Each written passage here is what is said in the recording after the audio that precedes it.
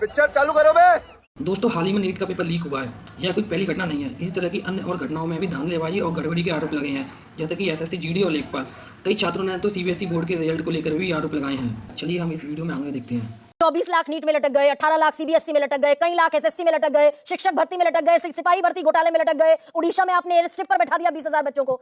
कुछ शर्म आया है? अभिनय भाई, बक्षने का मूड तो है नहीं किसी का सरकार का। जी सरकार जी, ने मैं एक कानून बात बना दिया। कहूंगा। मैं पहले तो प्रोफेसर महेश वर्मा जी को एक बात बताऊंगा और सारे बीजेपी वालों को भी कि क्या? कांग्रेस की नाकामी और भ्रष्टाचार से परेशान होकर देश ने आपको चुना था। बात तो सही है। लोगों को लगा था कि आप साहब पेपर लीक कर दोगे। प्रधानमंत्री कहते थे कि पेपर लीक उद्योग चल रहा है। ये झूठ है, झूठ है। प्रधानमंत्री कहते थे कि महंगाई का एम कोई बोलने को तैयार नहीं है। तब हम आपको लेके आए थे। तो आप अब ये कहना बंद करिए कि पहले क्या होता था। बात होगी 2014 के बाद की। वाह मोदी जी वाह। अभी प्रोफेसर साहब थे एनसीईआरटी के डायरेक्टर, उन्होंने खुद कहा कि सीबीएसई हुआ करती थी। यानी आपने उस सीबीएसई को आज खोखला बना दिया।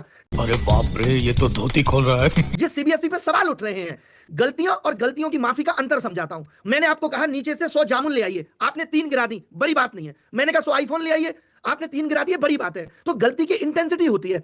आप 12th क्लास के बच्चे के भविष्य से खेल रहे हो। आप कहते हो हमें विश्वगुरु और विकसित भारत बनाना है। आप बना दोगे, प्रधानमंत्री मोदी बना देंगे विकसित भारत। इस सज्जन को क्या तकलीफ है भाई? वो तो और 10 साल के और 15 साल के बनाएगा। तो ये युवा जिसकी मार्कशीट से आप खेल रहे हो। अभिनय ये कैसे? अभिनय एक सेकेंड, 2-3 सवालों का जवाब दीजिए। एज पर योर प्रूडेंस, ये ऐसे कैसे हो सकता है कि एसएससी जैसी बड़ा बड़ा आयोग सरकार को रिपोर्ट करता है, वो प्राइवेट कंपनी को ठेका दे दे और प्राइवेट कंपनी 500 कंप्यूटर पर 1000 बच्चा बुलाकर खड़ा कर देगा।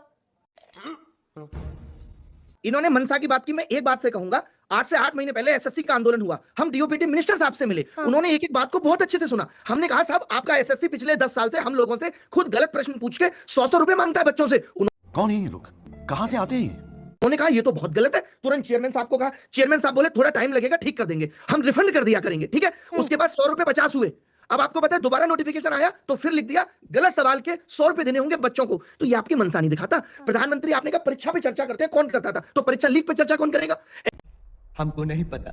एनटीए में इतने सारे बच्चों का भविष्य धुंधला हो गया। आप एक माफी का ट्वीट लिख देते कि मेरी जिम्मेदारी है। आपने